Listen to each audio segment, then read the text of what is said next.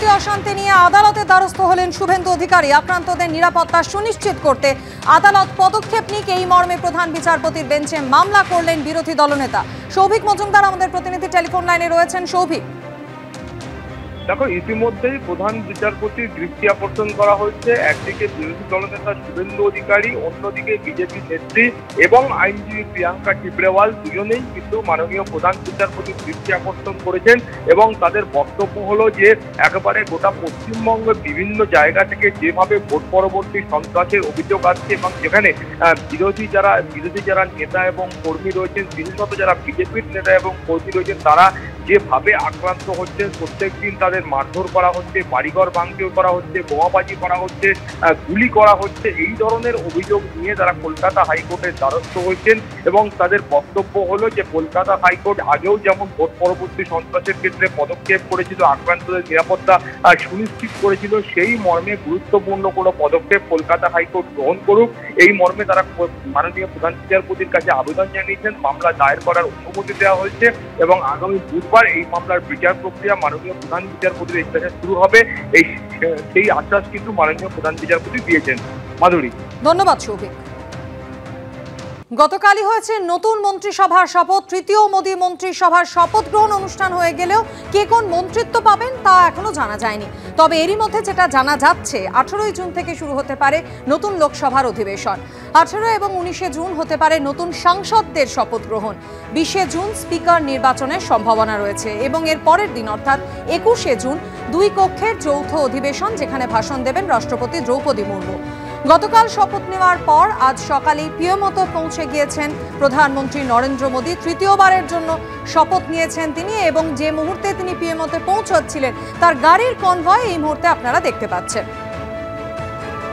আজ নতুন মন্ত্রিসভার বৈঠকের সম্ভাবনাও রয়েছে এবং আজই মন্ত্রক বন্টন হতে পারে বলে নতুন মন্ত্রীদের এমনটাই জানা যাচ্ছে।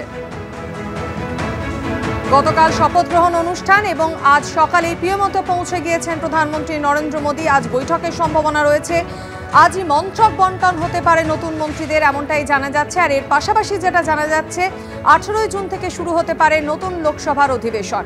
18 এবং 19 জুন হতে পারে নতুন সাংসদদের শপথ গ্রহণ অনুষ্ঠান। 20 জুন স্পিকার নির্বাচনের সম্ভাবনা রয়েছে এবং 21 জুন 2 কক্ষের যৌথ অধিবেশন, যেখানে রাষ্ট্রপতি দ্রৌপদী মুর্মু তিনি ভাষণ দেবেন। বাংলা পেয়েছে 2 কেন্দ্রীয় প্রতিমন্ত্রী, শান্তনু ঠাকুর এবং সুকান্ত মজুমদার। কিন্তু বিজেপির এক ব্যক্তি এক পদ নীতি মেনে সুকান্ত মজুমদার যেহেতু কেন্দ্রীয় প্রতিমন্ত্রী হয়েছে, তাই তাকে রাজ্য বিজেপি সভাপতির পদ ছাড়তে হবে। আর সেখানেই প্রশ্ন, কে পরবর্তী বঙ্গ বিজেপির সভাপতি? আর এই বিষয়ে কি প্রতিক্রিয়া দিলেন বিরোধী দলনেতা শুভেন্দু অধিকারী, শোনাবো। কাজের সুযোগ পাবেন, অসুবিধা কি আছে? নরেন্দ্র মোদীজির মন্ত্রিসভা, নরেন্দ্র মোদী নিজেই বাংলার উন্নয়ন করেন এবং করবেন। এই যে মেট্রোর কাজ দেখছেন, ওনার জন্যই হয়েছে। উনি প্রত্যেক বছর 7-8 হাজার কোটি টাকা করে মেট্রোতে দেন। কল্যাণী এইমস ওনার জন্যই হয়েছে।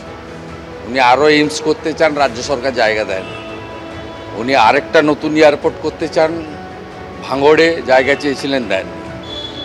নরেন্দ্র মোদীজি 61টা নতুন রেল লাইন করতে চেয়েছিলেন পশ্চিমবঙ্গে, রাজ্য সরকার জমি দেয়নি। অর্থাৎ বাংলার উন্নয়নের জন্য প্রধানমন্ত্রী নিজে অঙ্গীকারবদ্ধ এবং 2021 সালের পরে তিনি 50 লক্ষ পরিবারকে বছরে 6,000 টাকা করে PM কিষাণ সম্মান নিধি দিচ্ছেন। এর সঙ্গে রাজনীতির কোনো সম্পর্ক নেই। বাংলা থেকে মন্ত্রিসভায় প্রতিনিধিত্ব আছে, এতেই বাঙালি খুশি। এবং আমি অনুরোধ করব রাজ্য সরকারকে বাগডোগরা এয়ারপোর্টের সম্প্রসারণ, কলকাতা এয়ারপোর্টের দ্বিতীয় এয়ারপোর্ট নির্মাণ, উত্তরবঙ্গে এইমস নির্মাণ এবং 61টা রেল প্রকল্প, তার যে জমি রাজ্য সরকার দিচ্ছেন না, সেই জমিগুলো রাজ্য সরকারের পক্ষ থেকে দেওয়ার ব্যবস্থা করবেন।